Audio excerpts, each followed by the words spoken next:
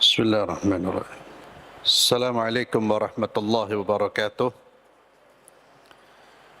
إن الحمد لله نحمده ونستعينه ونستغفره ونعوذ بالله من شرور أنفسنا ومن سيئات أعمالنا. من يهده الله فلا مضل له ومن يضلل فلا هادي له. وأشهد أن لا إله إلا الله وحده لا شريك له وأشهد أن محمدا عبده ورسوله لا نبي بعده. وبعد. Para hadirin jamaah Masjid Al-Irsyad yang saya muliakan, kita masih membahas kitab Sahih Targhib wa Tarhib. Masih juga membahas pembahasan terkait dengan masalah keutamaan niat. Dan kita sudah sampai pada hadis yang ke-11 dari Aisyah radhiyallahu anha. Dia berkata, Rasulullah sallallahu alaihi wasallam bersabda, "Yaghzu jayshun al-Ka'bah, fa idza kanu bi bayda'a min al-ard yukhsafu bi awwalihim wa akhirihim." Qalat, qultu ya Rasulullah, kaifa yukhsafu bi awwalihim wa akhirihim wa fihim aswaquhum wa man laysa minhum? Qala yukhsafu bi awwalihim wa akhirihim thumma yub'atsuna ala niyyatihim. Yang artinya dari Aisyah, Rasulullah sallallahu alaihi wasallam bersabda, sebuah pasukan akan menyerang Ka'bah. Akan ada pasukan yang menyerang Ka'bah. Yang disebut oleh Nabi di dalam hadis ini bukan pasukan bergajah yang menyerang Ka'bah sebelum kelahiran baginda Muhammad sallallahu alaihi wasallam. Yang disebutkan di dalam hadis ini, wallahu a'lam, nanti akan ada pasukan yang akan menyerang Ka'bah. Ada yang mengatakan pasukan ini adalah pasukan yang ingin memerangi Imam Mahdi. Wallahu a'lam, yang jelas peristiwa ini belum terjadi. Kata Nabi, sebuah pasukan akan menyerang Ka'bah. فَإِذَا كَانُوا بِبَيْدَاءٍ مِنَ الْأَرْضِ يُخْسَفُ بِأَوَّلِهِمْ وَآخِرِهِمْ. Ketika mereka sampai di tanah lapang yang tidak ditumbuhi tanam-tanaman, ya. Tempat ini antara Mekah dan Madinah. Ketika mereka pasukan ini sampai di situ, Allah benamkan mereka semua. Allah benamkan mereka semua. Bi awwalihim wa akhirihim. Mulai pasukan yang berada di depan dan seluruh manusia yang di belakangnya sampai paling belakang. Itu dibenamkan oleh Allah, ditenggelamkan di perut bumi. Ketika Aisyah mendengar cerita ini, sabda baginda ini, beliau berkata, qultu ya Rasulullah, aku bertanya, wahai Rasulullah, kaifa yukhsafu bi awwalihim wa akhirihim wa fihim aswaquhum? Bagaimana mereka diluluh lantakkan, dibenamkan, ditenggelamkan di perut bumi, dari yang pertama hingga yang terakhir tidak tersisa, padahal di antara mereka terdapat orang-orang yang bukan bagian dari orang-orang yang ingin menyerang Ka'bah. Jadi karena pasukan ini pasukan besar, Pak, sehingga perjalanan mereka itu juga menyebabkan orang-orang bergabung untuk jualan. Faham maksudnya? Karena pasukan ini besar. Sehingga orang datang, ada untuk jualan, ada yang membeli dan seterusnya. Tapi semuanya habis. Ketika Allah turunkan siksanya, semuanya habis. Itu yang menjadi pertanyaan Aisyah. Ya Rasulullah, wa fihim aswaquhum wa man laysa minhum. Padahal di antara mereka terdapat para pelaku pasar-pasar mereka, yakni orang-orang yang bergabung dengan mereka itu bukan untuk menyerang Ka'bah, tapi ya kalau bahasa kita totolan, jualan, atau ingin membeli, tapi tidak ada niat, tapi kok Allah binasakan. Wa man laisa minhum, ada di antara mereka orang yang bukan dari pasukan itu.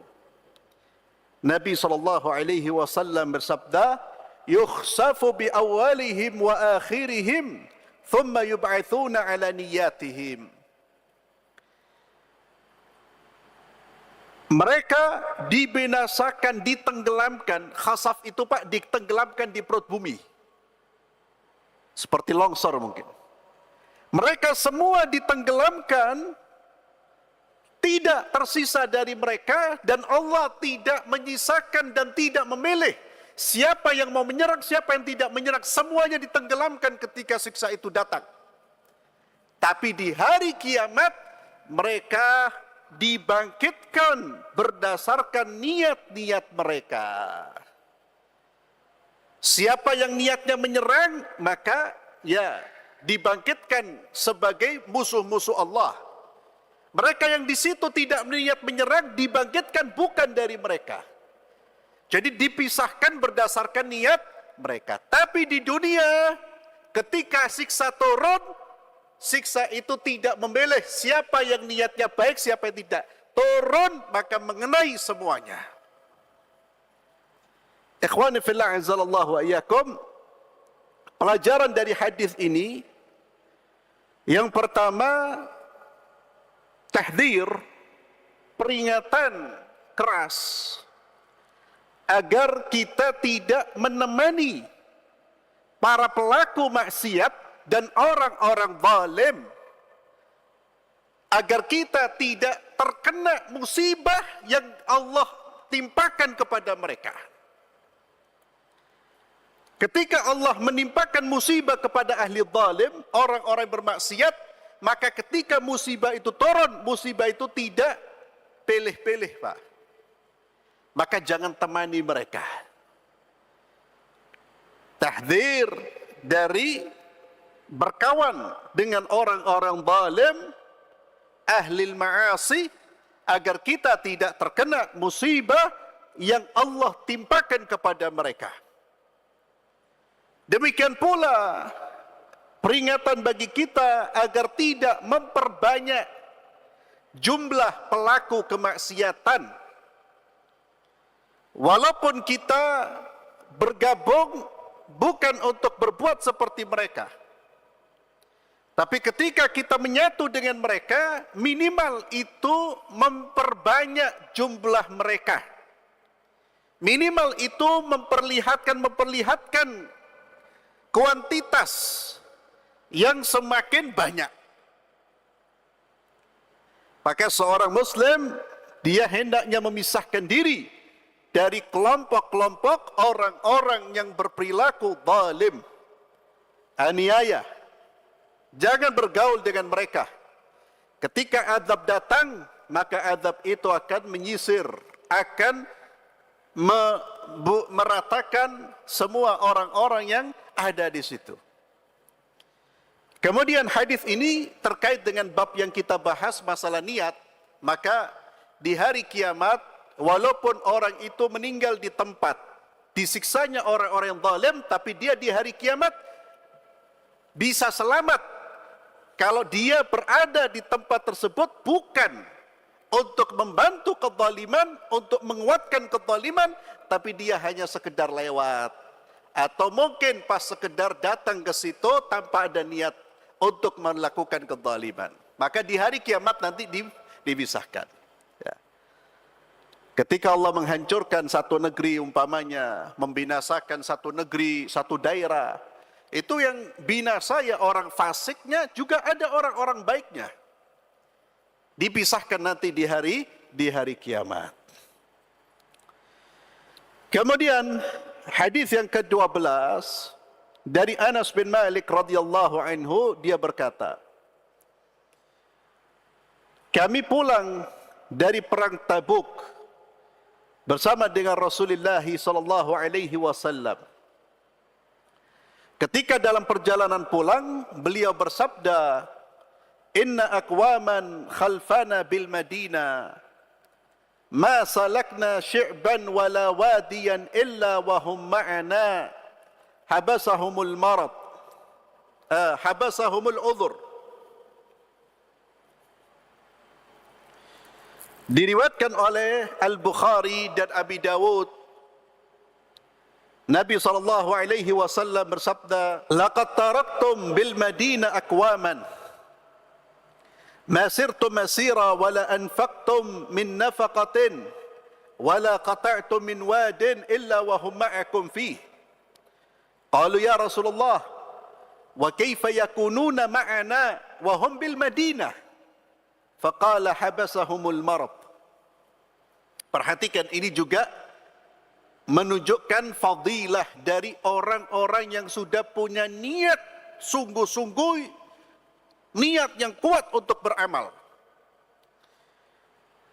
Nabi bersabda, sesungguhnya ada sekelompok orang di belakang kita, yakni orang-orang yang tidak ikut bersama dengan kita, tidak ikut jihad bersama kita.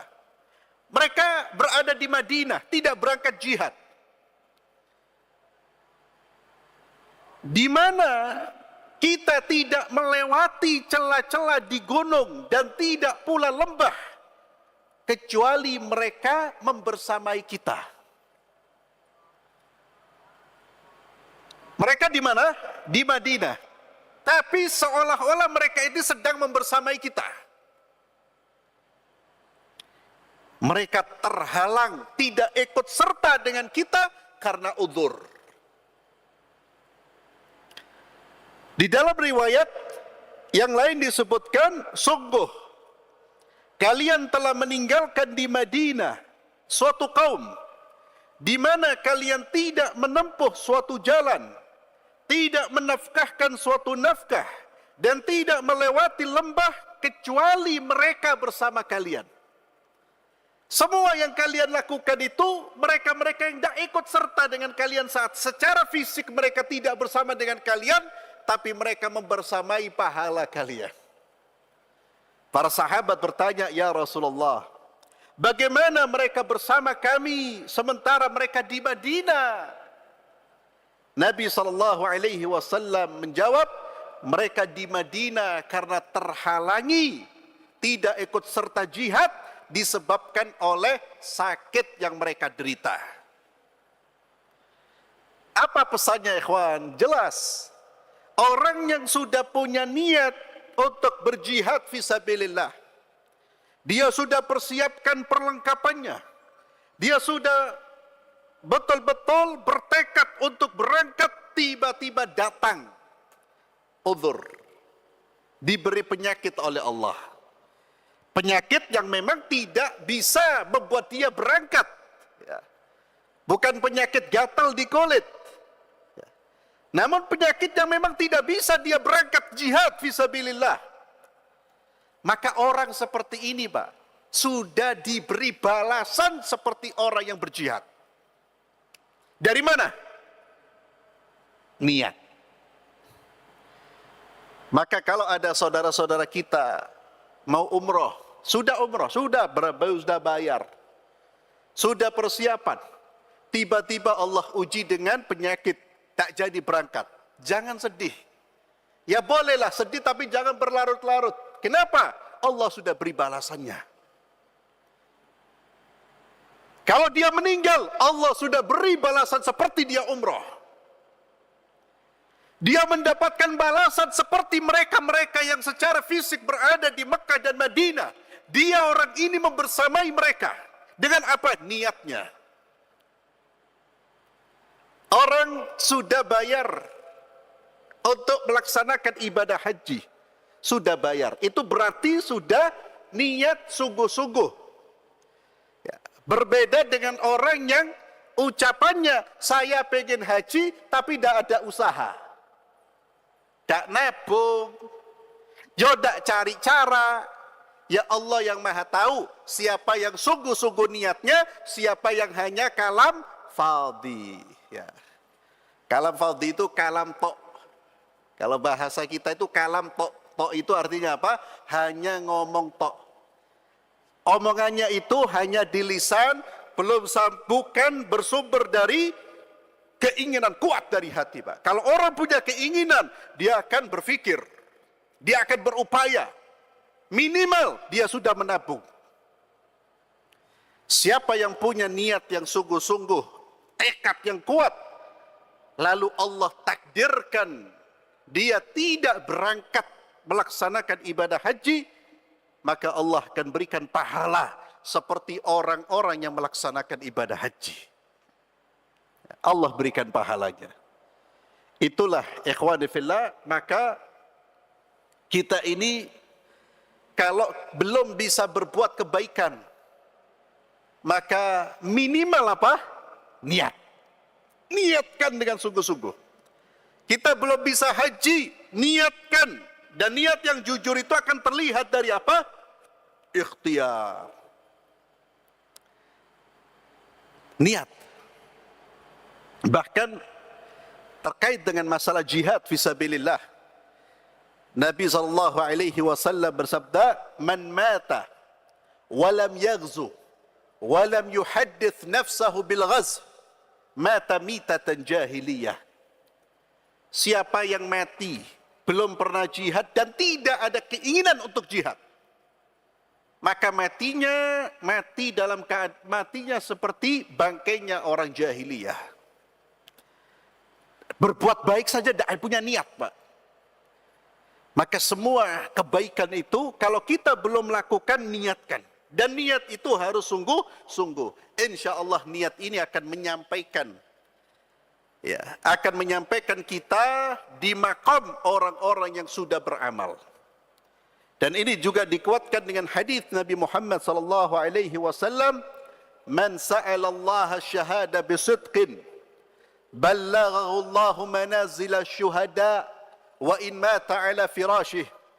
Kata Nabi sallallahu alaihi wasallam, siapa yang mohon kepada Allah bisidqin, dengan sungguh-sungguh, dengan jujur minta kepada Allah, asy-syahadah, diwafatkan dengan wafat sebagai syuhada, orang-orang yang mati di medan perang, dia minta betul-betul di sisi Allah, maka Allah akan sampaikan dia di derajatnya para syuhada walaupun dia mati di atas tempat tidurnya.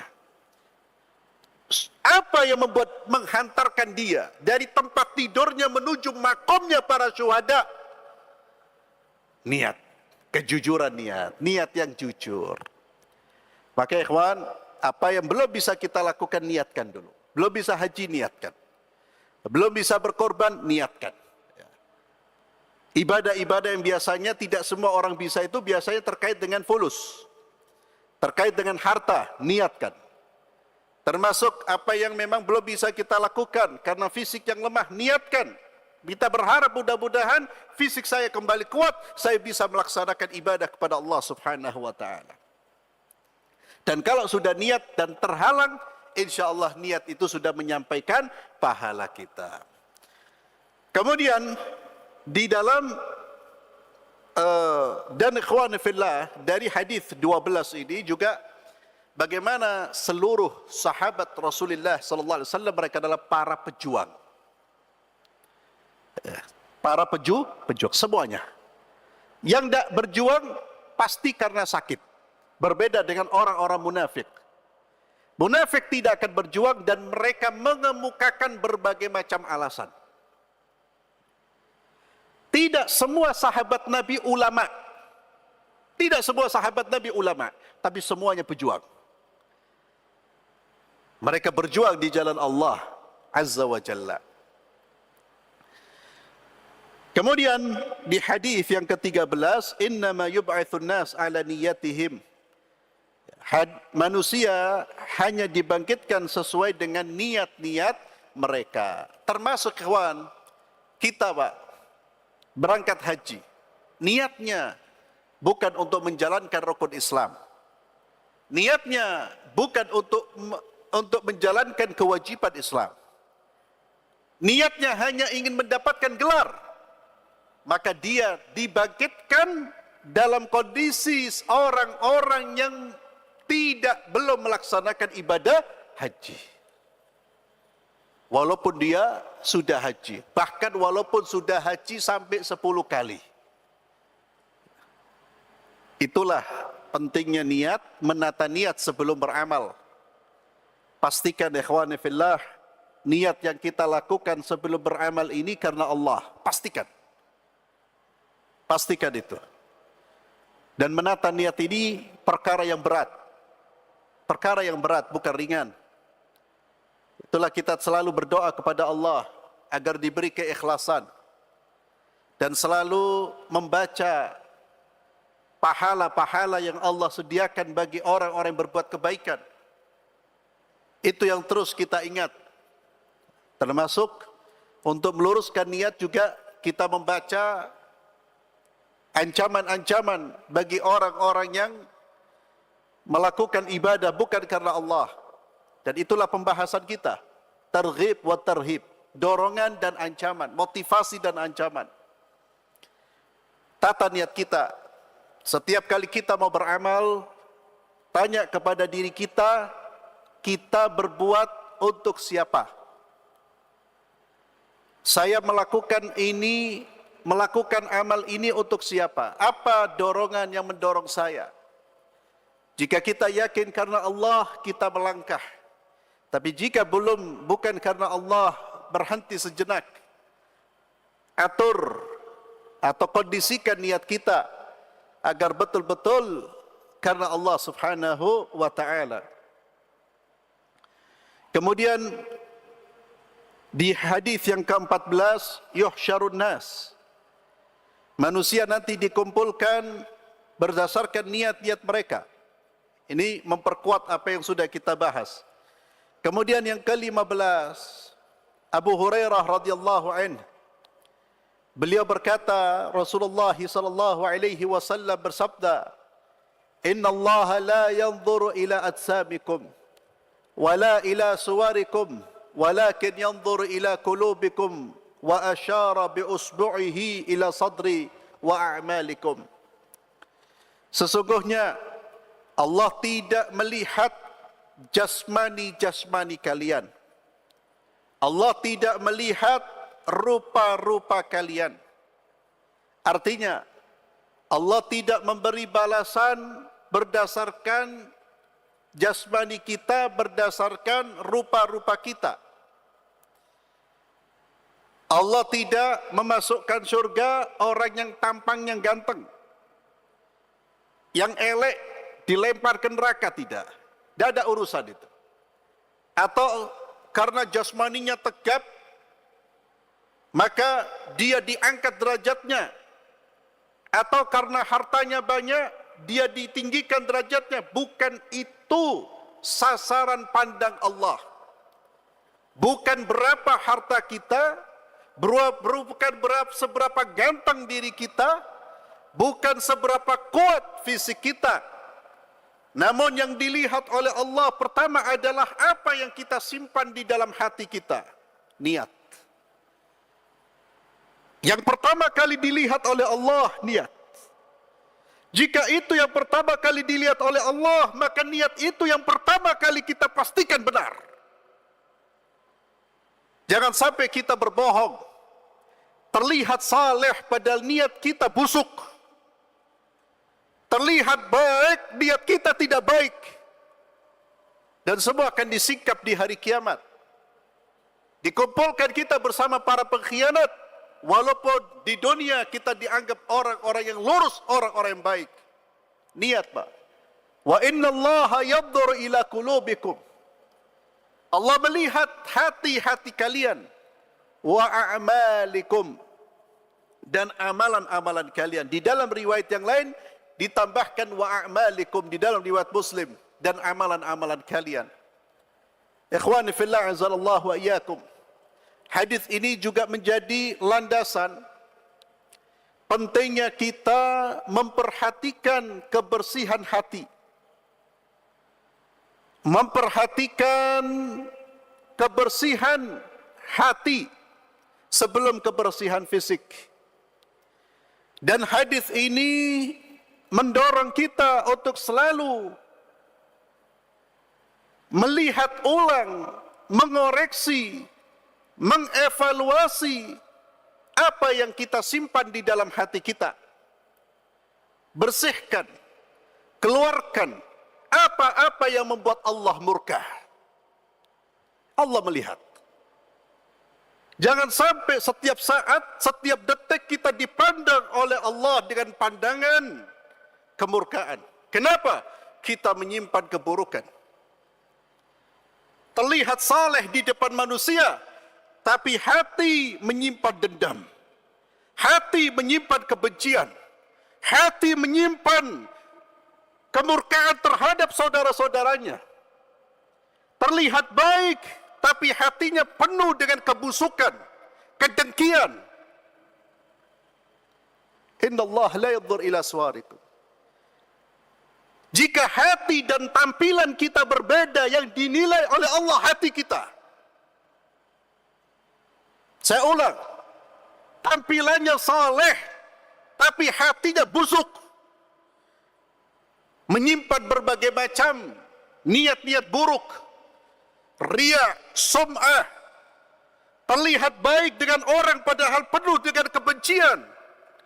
Benci dengan saudaranya, benci dengan ikhwannya. Memutuskan silaturahim, tapi berpenampilan seolah-olah baik. Allah la yanzur ila suwarikum. Ingat, tampilan kalian belum dilihat dimulai dari mana hati. Dan ini peringatan buat kita semua, ikhwan. Saya ingatkan, setiap kali kita belajar, jangan melihat orang dulu, hati-hati Pak. Ketika antum membaca hadis, membaca ayat Quran, peringatan, jangan langsung terfikir si fulan, hati-hati, itu syaitan. Anda dialihkan dari diri Anda sendiri, dialihkan dari muhasabatun nafs, diajak untuk mengoreksi orang, padahal di dalam diri kita penuh dengan kebusukan. Wallahi ikhwan, hadis ini membuat kita terus-menerus mengoreksi diri. Maka ulama-ulama kita terdahulu, mereka betul-betul mengulang-ulang pembahasan terkait dengan masalah tazkiyatun nufus, kebersihan hati, Pak. Itu diulang-ulang, dan itu yang menjadi perhatian besar. Dan itu yang saat ini saya kira perlu dikaji di pengajian-pengajian, Pak. Kebersihan hati, akhlak, itu perlu ditekankan. Karena rusaknya hubungan di antara kaum muslimin sudah begitu parah. Jangan kita bicara Muslim dengan Zionis, Pak. Muslim dengan Muslim. Bahkan Muslim dengan Muslim satu rumah, satu darah. Darahnya sama. Bisa saling menegasikan, bisa saling menghancurkan. Satu masjid bisa saling menghancurkan. Dari mana? Karena kita jarang membersihkan hati. Hanya membersihkan fisik, Pak. Kalau mandi suwe, kelihatan tampilannya. Terkadang dipoles dengan sorbannya, dengan baju Islamnya. Tapi hatinya wala bayat, tidak ada putih, menyinari perbuatannya. Inna Allah la yanzur ila suwarikum wa amwalikum, wa innama yanzur ila qulubikum. Minta kepada Allah agar terus dibersihkan hati kita.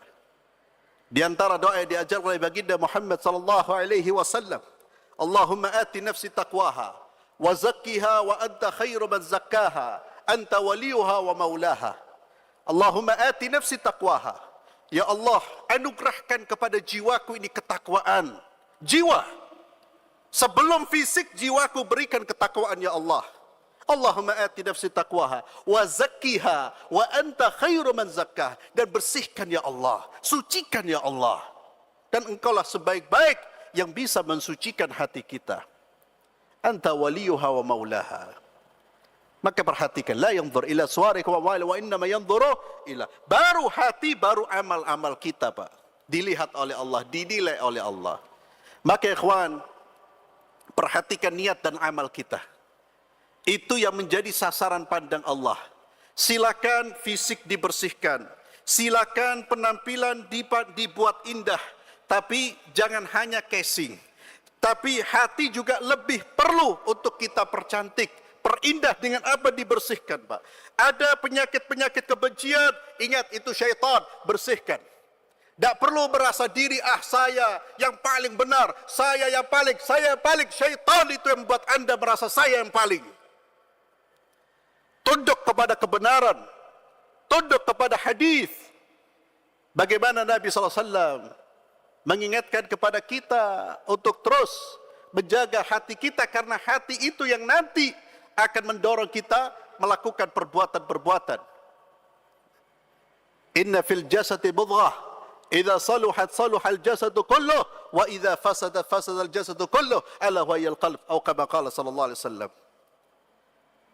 Karena terkadang manusia, ikhwan, terkadang ada orang-orang yang dia lebih mendengar syaitan, Pak. Ketika diajak, ayolah, bersihkan hati kita. Sudahlah, tidak perlu bertengkar, tidak perlu. Oh, tidak bisa. Dia tidak sadar sedang apa? Di-backing oleh syaitan. Dia merasa saya. Padahal syaitan yang meninggikan dia, bukan Allah. Hati-hati. Qalb. Tazkiyatun nufus. Penting. Ikhwani fillah anzalallahu iyyakum, maka termasuk saya ingin sampaikan, cari Pak kajian-kajian yang membuat kita itu semakin tunduk kepada Allah, semakin tunduk kepada Nabi, dan semakin rendah hati di hadapan orang, Pak. Itu ilmu yang bermanfaat. Jangan sampai kita ngaji semakin keras, semakin kaku, bahkan semakin banyak musuhnya. Musuh itu di dalam Al-Quran. Mereka memusuhi Allah dan Rasulnya. Minal kafirina wal munafiqin. Hati-hati. Karena hati menjadi sasaran pandang kita. Jangan sampai kita ditipu oleh syaitan. Dibisikkan seolah-olah kita ini sudah saleh, padahal ternyata Allah memandang kita bukan orang-orang yang saleh. Kenapa? Karena hati banyak menyimpan berbagai macam keburukan. Wallahu a'lam bissawab. Kita tutup dengan doa kafaratul majlis. Subhanakallahumma bihamdik, asyhadu an la ilaha illa anta, astaghfiruka wa atubu ilaik. Assalamualaikum warahmatullahi wabarakatuh.